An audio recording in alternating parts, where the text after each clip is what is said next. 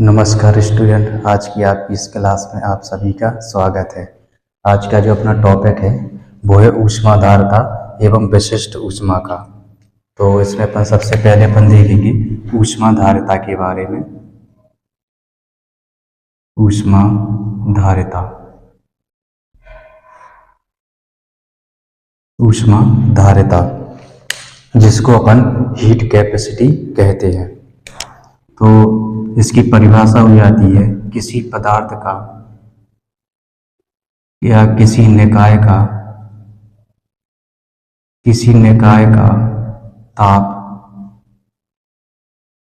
किसी निकाय का ताप 1 डिग्री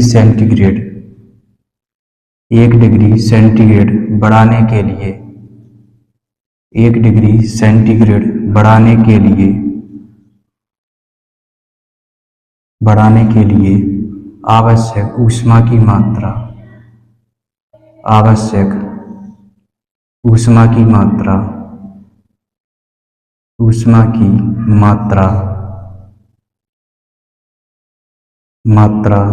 को ऊष्माधारता कहते हैं।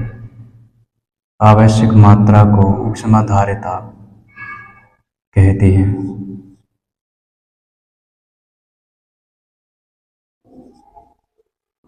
ऊष्माधारता कहते हैं कोई निकाय है या कोई तंत्र है, यदि उसका अपन को तापमान 1 डिग्री सेंटीग्रेड बढ़ा दिया जाए, ठीक है ना, तो उसके लिए जितनी ऊष्मा की आवश्यकता होती है उतनी ऊष्मा की मात्रा की जो आवश्यकता होती है ना, बढ़ाने के लिए आवश्यक ऊष्मा की मात्रा को उसकी है ना ऊष्माधारता कहते हैं या हीट कैपेसिटी कहते हैं। इसको ऊष्माधारता को Q से दर्शाया जाता है, ऊष्माधारता को C से प्रदर्शित किया जाता है। इसको कैपिटल C से दर्शाया जाता है। कैपिटल C से दर्शाया जाता है। कैपिटल C से दर्शाया जाता है। यदि ऊष्मा की Q मात्रा हो, यदि ऊष्मा की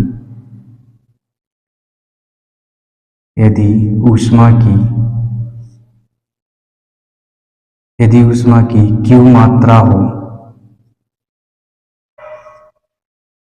यदि ऊष्मा की Q मात्रा हो तो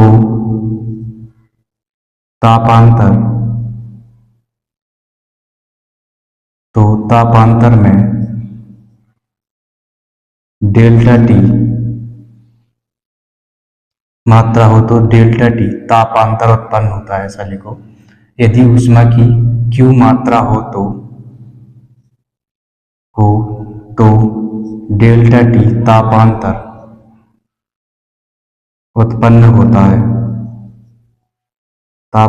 उत्पन्न होता है। अतः विशिष्ट ऊष्माधारता C बराबर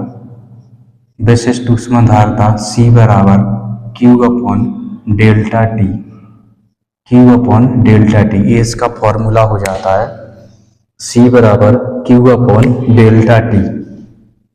ये इसका मात्रक होता है ऊष्माधारिता का, मतलब ऊष्माधारिता का ये फॉर्मूला होता है। और ये क्या है, एक अवस्था फलन है। जो ऊष्माधारिता है पथ फलन है। ऊष्माधारिता एक पथ फलन है। ये एक पथ फलन हुआ जिसमें आयतन और दाब है ना, दो स्थितियों में इसका जो मान है वो भी क्या होता है, अलग अलग होता है। ठीक है ना। तो इसके अंतर्गत अपन दो चीजें इसमें पढ़ेंगे। इसमें अपन को दो चीजें पढ़ना है, स्थिर दाब पर ऊष्माधारता और स्थिर आयतन पर ऊष्माधारता। तो पहले अपन देखेंगे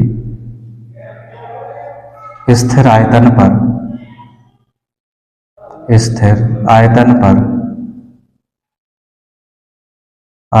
पर ऊष्माधारता।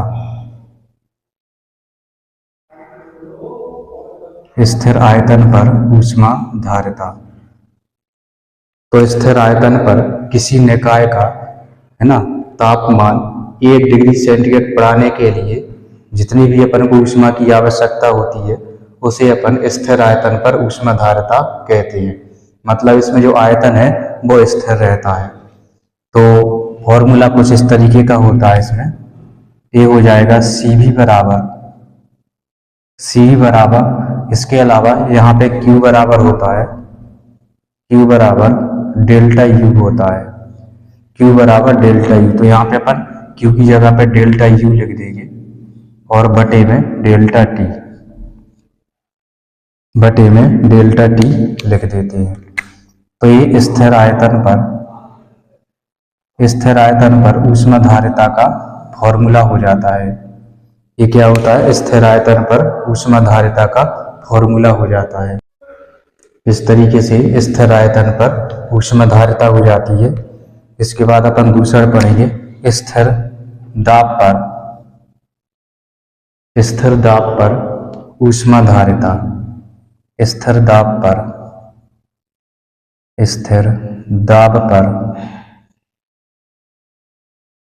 दाब पर ऊष्मा धारिता। स्थिर दाब पर ऊष्मा धारिता।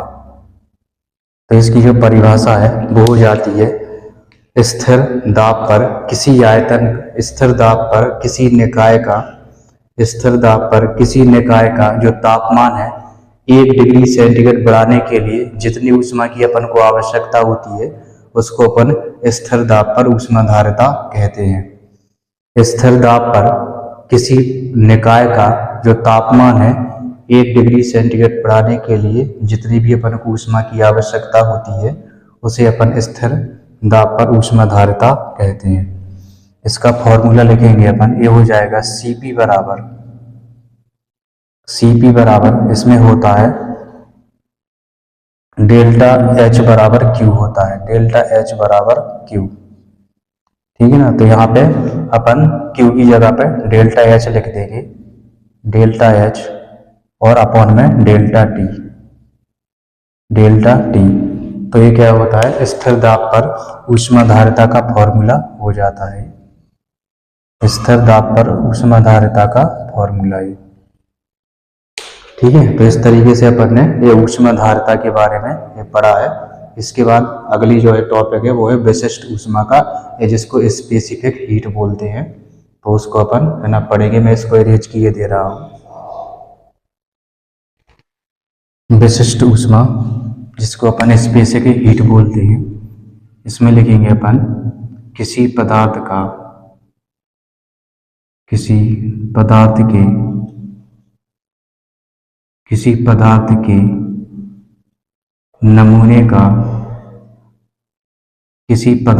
नमूने का ताप 1 डिग्री सेंटीग्रेड बढ़ाने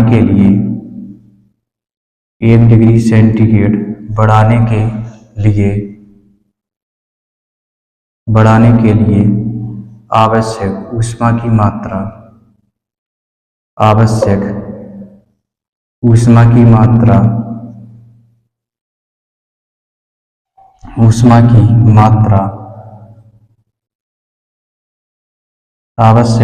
की मात्रा को विशिष्ट ऊष्मा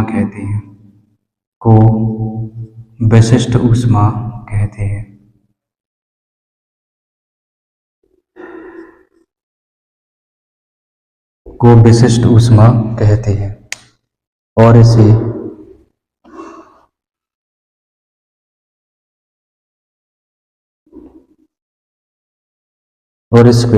S से दर्शाते हैं और इसको स्मॉल s से दर्शाया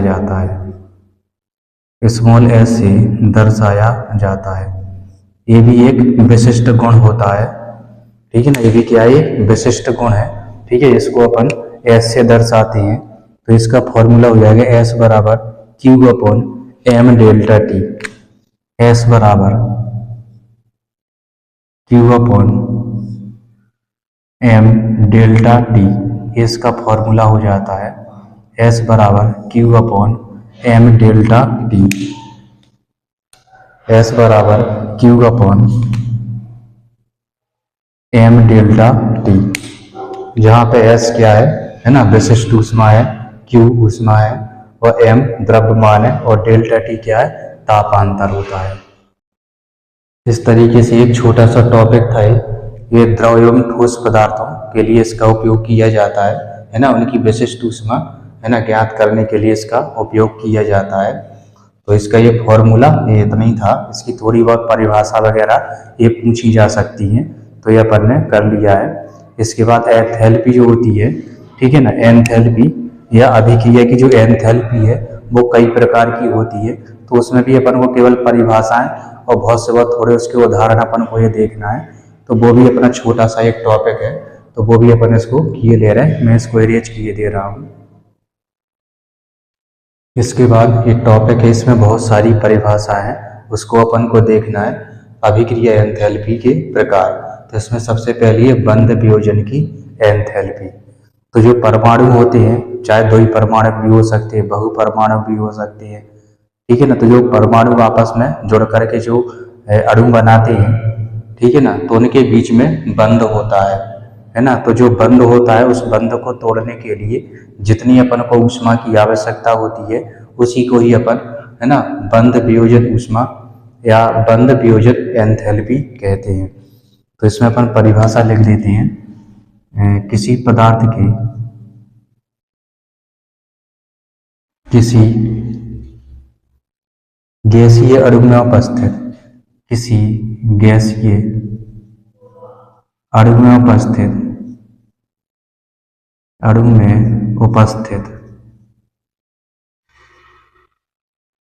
किसी गैसीय अणु में उपस्थित एक मोल बंध तोड़ने के लिए उपस्थित एक मोल बंध तोड़ने के लिए एक मोल बंध तोड़ने के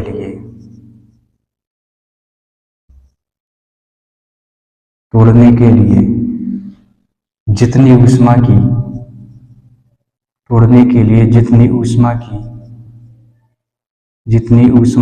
आवश्यकता होती है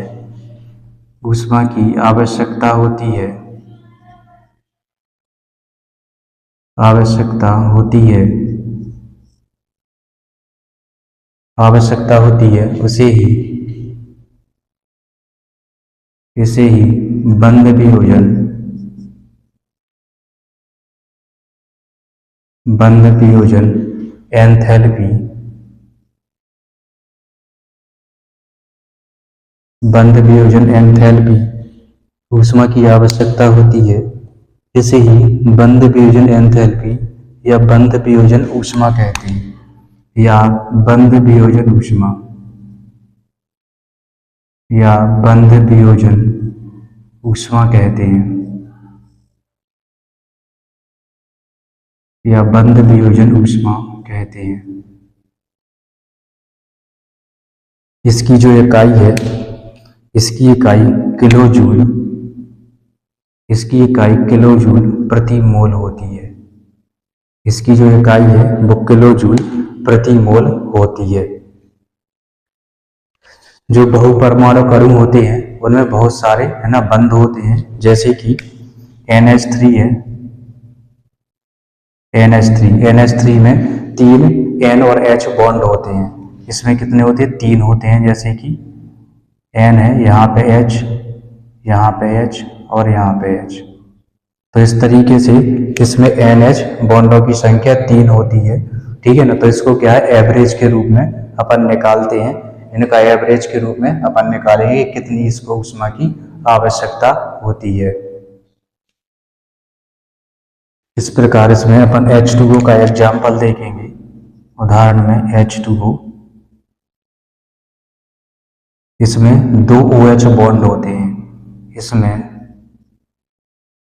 2 OH बॉन्ड होते हैं, 2 O बॉन्ड H होते हैं, और जिनकी जो बंध वियोजन जो ऊष्माएं हैं वो दोनों की क्या होती हैं, अलग अलग होती हैं। तो इसमें अपन देखेंगे और यहाँ पे O बॉन्ड H, इसको ये गैस में होता है, जिसको जब अपन तोड़ेंगे, इसको जब अपन है ना तोड़ेंगे,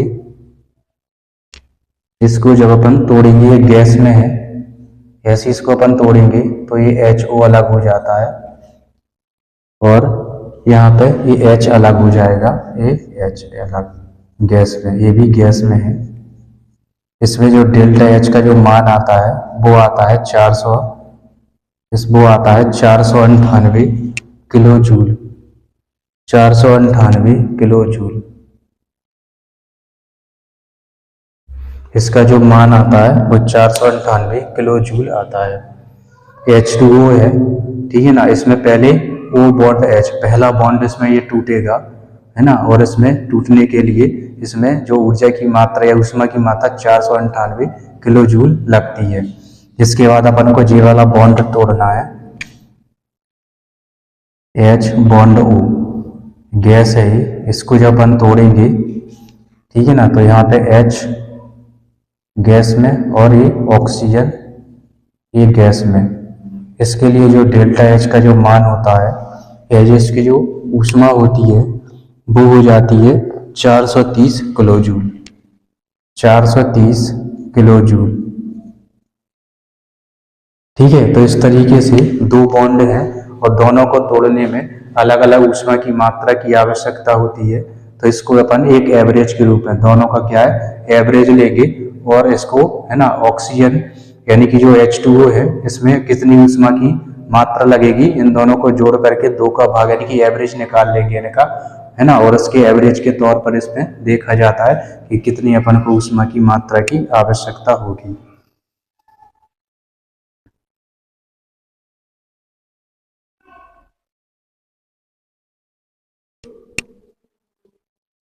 तो इसमें जो एवरेज निकलेगा इन दोनों का, delta H O bond H, delta H O bond H बराबर है 498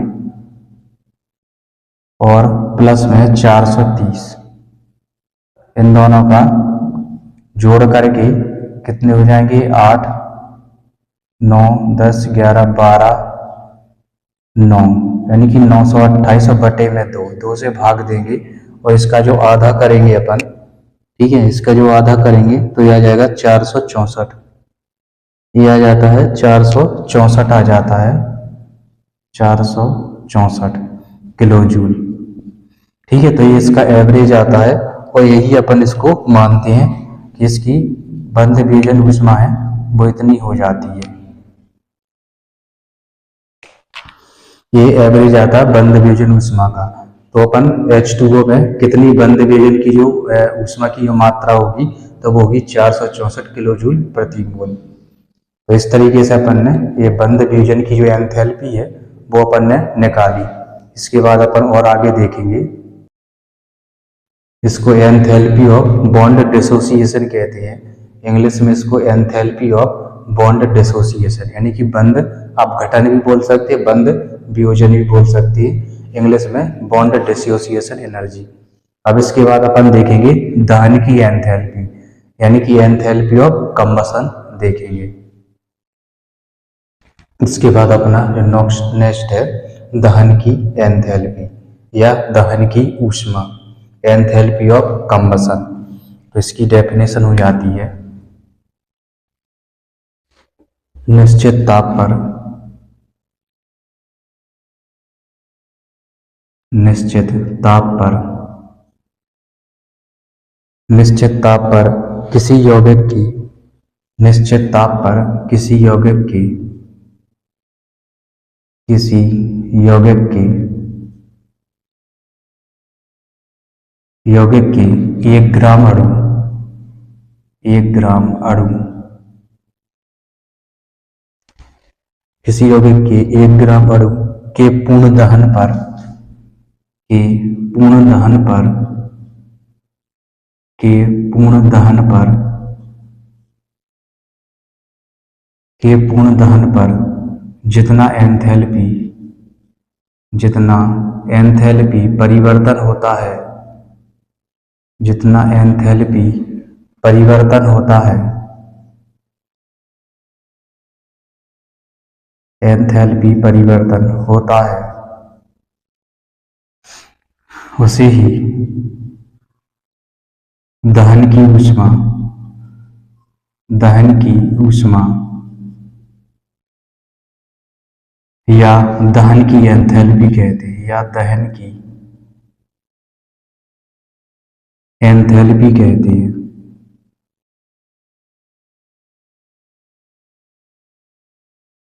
या दहन की एंथैल्पी कहते हैं, या दहन की एंथैल्पी कहते हैं। दूसरे प्रकार की परिभाषा भी है इसकी,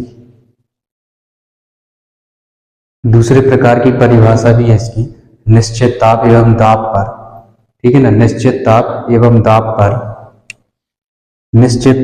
दाब पर किसी पदार्थ के एक मोल का पूर्ण रूप से ऑक्सीकरण होने पर, यहाँ पे दहन लिखा है ना, तो दहन में भी क्या है, ऑक्सीजन की आवश्यकता होती है। तो चाहे यहाँ पे दहन लिख दें और चाहे इसका पूर्ण ऑक्सीकरण लिख दें, तो जितनी मात्रा में ऊर्जा बाहर निकलती है उत्सर्जित होती है ना, तो वो ही क्या है, इसकी दहन की एंथैल्पी या दहन की ऊष्मा कहते हैं। एग्जाम्पल लिखेंगे अपन इसका, एग्जाम्पल में लिखेंगे मीथेन का दहन। मीथेन है गैस रूप में, मीथेन का जैसे अपन दहन करेंगे या ऑक्सीकरण करेंगे, है ना, ऑक्सीजन की उपस्थिति में, ये भी गैस है। जब इसको अपन जलाएंगे तो इसमें बनता है कार्बन डाइऑक्साइड बनेगा और प्लस में पानी बनेगा। इसको बैलेंस कर दें, 4 है तो यहाँ पे 2, 2 2 4, तो यहाँ पे 2। इसमें जो डेल्टा एच है या एंथैल्पी का जो मान होता है वो होता है -900, -890.4 किलो जूल, यानी कि इसमें इतनी ऊष्मा बाहर निकलती है। जब अपन मीथेन को, है ना, ऑक्सीजन की उपस्थिति यानी कि जलाएंगे या इसका दहन करेंगे तो, है ना, 890.4 किलो जूल ऊष्मा उत्पन्न होती है। इसके अलावा कार्बन को यदि अपन जलाएंगे, कार्बन और ऑक्सीजन की उपस्थिति में इसको जलाएंगे तो कार्बन डाइऑक्साइड बनती है, ठीक है। इसमें जो डेल्टा एच परिवर्तन होगा, ये गैस है, यहाँ पे भी ये गैस है, और ये क्या होता है, सॉलिड ठोस है, कार्बन ठोस है। जब इसको अपन जलाएंगे, कार्बन को जब अपन जलाते हैं, ठीक है, तो इसमें होता है 396.06 किलो जूल। तो इसमें इतनी ऊष्मा उत्पन्न होती है। जब अपन कार्बन को जलाएंगे तो इसमें -396, माइनस का मतलब है कि ऊष्मा बाहर निकल रही है। अगर इसमें प्लस होता तो इसका मतलब है अपन, है ना, अभिक्रिया कराने पर ऊष्मा अपन बाहर से दे रहे हैं। जब ऊष्मा को बाहर से देंगे तो इसमें प्लस आ जाता है, लेकिन इसमें क्या है, बाहर निकल रही है, उत्सर्जित हो रही है, इसलिए माइनस का चिन्ह है इसमें।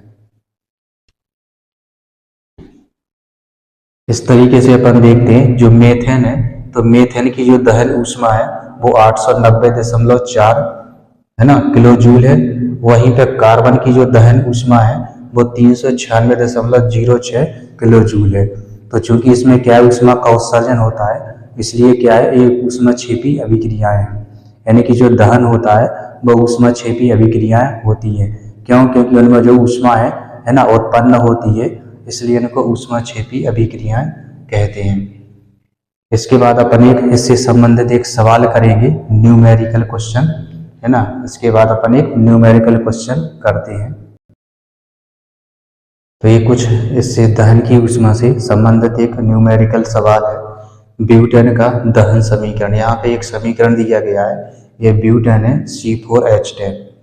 ऑक्सीजन में की उपस्थिति में इसका दहन करते हैं, है ना, तो कार्बन डाइऑक्साइड और पानी बनता है, और इसमें जो ऊर्जा निकलती है वो है 2658 किलो जूल।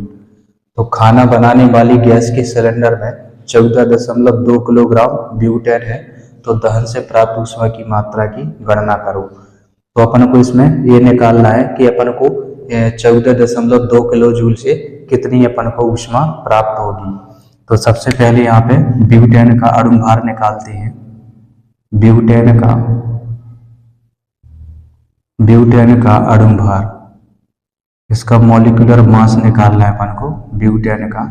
तो ब्यूटेन का अपन निकालेंगे कार्बन का परमाणु क्रमांक 12, ऐसे कितने कार्बन है 4 है, प्लस हाइड्रोजन का परमाणु क्रमांक 1, ऐसे कितने हाइड्रोजन है 10 है। तो इसको अपन करेंगे तो 10 और बरचौक 48, बरचौक 48 और प्लस में 10 बराबर कितना 58 हो जाएगा, यानी कि 58 ग्राम ये इसका मॉलिक्यूलर मास होता है। अब 58 ग्राम यानी कि 58 ग्राम से उत्पन्न ऊष्मा, जो 58 ग्राम है, 58 ग्राम ब्यूटेन से प्राप्त ऊष्मा 58 ग्राम ब्यूटेन से प्राप्त ऊष्मा बराबर कितनी है 2658 किलो जूल, 2658 किलो जूल है। ठीक है ना। तो 58 ग्राम ब्यूटेन से अपन को इतनी ऊष्मा प्राप्त होती है। ठीक है ना। तो अपन को निकालना है, इसको ग्राम में बदल दो, ये जो है इसको ग्राम में बदलेंगे तो ये हो जाएगा 14.2 गुणा में 10⁻³ कर दो। ठीक है ना। किलोग्राम है, इसको ग्राम में बदलना है तो 1000 से इसको मल्टीप्लाई या फिर इसको 10⁻³ से मल्टीप्लाई कर सकते हैं। इसके बाद 14.5 किलोग्राम ब्यूटेन से उत्पन्न ऊष्मा, जब अपन को इतने से इतने ऊष्मा मिल रही है तो अपन को इतने से कितनी ऊष्मा मिलेगी निकालना है। 14.2 गुणा 10⁻³ ग्राम ब्यूटेन से उत्पन्न ऊष्मा बराबर ये हो जाएगा 2658 और बटे में 58 गुणा में हो जाएगा इसका 14.5 गुणा 10⁻³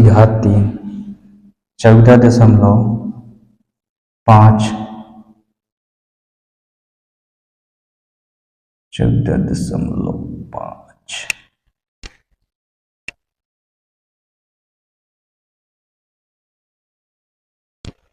14.5 है यहाँ पे 14.5, हाँ 10 गुणा 10⁻³। इसका जैसे ही अपन मल्टीप्लाई है ना, इसको सॉल्व करते हैं। ठीक है ना। इसको जैसे ही अपन इसको सॉल्व करेंगे तो जो अपना आंसर आएगा वो आता है 664.5। इसका जो आंसर आ जाएगा 664.5 गुणा 10⁻³ किलो जूल आ जाता है। ठीक है। तो इससे अपन को इतनी ऊष्मा प्राप्त होगी, इतनी ग्राम जो ब्यूटेन है, तो इससे अपन को इतनी किलो जूल ऊष्मा प्राप्त होती है। 664.5 गुणा 10⁻³ इतनी ऊर्जा अपन को ऊष्मा अपन को प्राप्त होगी। इसके बाद अपना जो नेक्स्ट हेडिंग है वो है संभवन एंथैल्पी, या जिसको एंथैल्पी ऑफ फॉर्मेशन या विरचन की एंथैल्पी कहते हैं। तो इससे क्या होता है, अणु के सारे बंध तोड़ करके जो अपन परमाणु, ठीक है ना, यानी कि जो परमाणुओं से जो अपन अणु बनाते हैं, ठीक है ना, उसी को ही अपन फॉर्मेशन एंथैल्पी या संभवन एंथैल्पी कहते हैं। यानी कि जो अणु है वो परमाणु है, आपस में क्रिया करके अणु का फॉर्मेशन करते हैं। तो किसी यौगिक के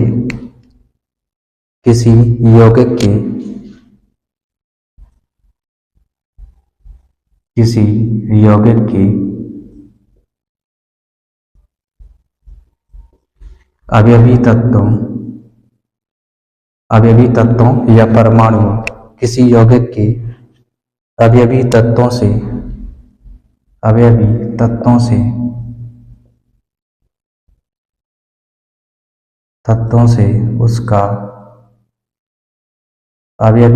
से उसका 1 मोल उसका एक मोल बनाने में उसका एक मोल बनाने में जितना एंथैल्पी परिवर्तन होता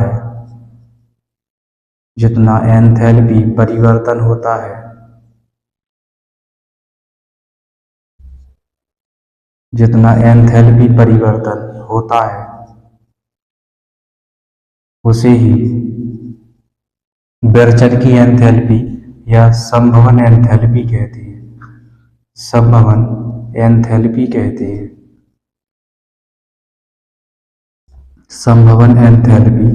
हैं। उसे ही संभवन एंथैल्पी कहते हैं।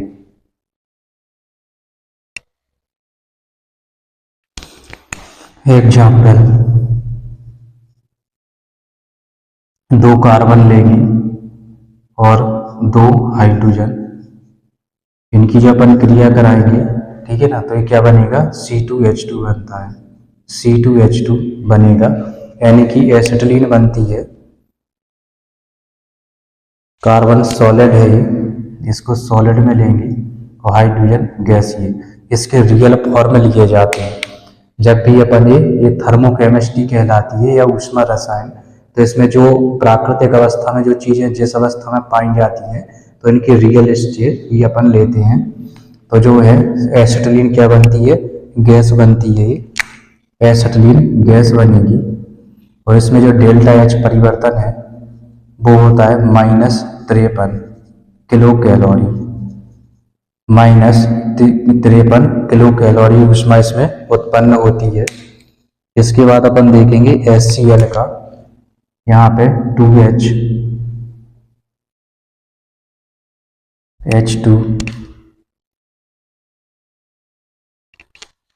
यहाँ पे H2 लेना है, H2 प्लस में Cl2, गैस है दोनों, यहाँ पे क्रिया कराएंगे तो ये क्या बनता है, HCl गैस बनती है, यहाँ पे HCl गैस बनती है। इसमें जो डेल्टा H परिवर्तन होता है वो होता है -184.1 किलो कैलोरी ऊष्मा परिवर्तन इसमें होता है। इस तरीके से अपन ने संभवन एंथैल्पी या जो बेरचन की जो एंथैल्पी है वो अपन ने पढ़ी कि कार्बन और हाइड्रोजन से क्रिया कराएंगे दोनों की, ठीक है ना, तो इससे एसिटिलीन बनती है और इससे -53 किलो कैलोरी ऊष्मा उत्पन्न होती है। तो इस तरीके से अपन ने एंथैल्पी देखी, और जिन अभिक्रियाओं में ये चिन्ह माइनस होता है, यानी कि एंथैल्पी परिवर्तन ऋणात्मक होता है, तो वो आपकी ऊष्माक्षेपी अभिक्रियाएं कहलाती हैं। लेकिन जिसमें ये प्लस में होता है, ठीक है ना, जिसमें ये क्या है, ये प्लस में होगा, जिसमें एंथैल्पी या जिन अभिक्रियाओं में जो एंथैल्पी परिवर्तन है वो धनात्मक होगा, तो वो है ना ऊष्मा शोषी अभिक्रियाएं कहलाती हैं। और जो ऊष्माक्षेपी अभिक्रियाएं हैं ये ज़्यादा स्थायी होती हैं, जबकि जो ऊष्मा शोषी अभिक्रियाएं हैं वो कम स्थायी यानी कि अस्थायी होती हैं। तो इस तरीके से अपन ने इस संभवन एंथैल्पी के बारे में इसमें पढ़ा। इसके बाद इसमें और भी कुछ है ना, और भी एंथैल्पी परिवर्तन है ना, तो उसको अपन अगले वीडियो में कवर करेंगे। तो आज तक की जो क्लास है वो आपकी यहीं पे समाप्त होती है, ठीक है ना। तो आज की क्लास में बस इतना ही। इसी तरीके से हंसते रहिए, खेलते रहिए, मुस्कुराते रहिए और पढ़ते रहिए।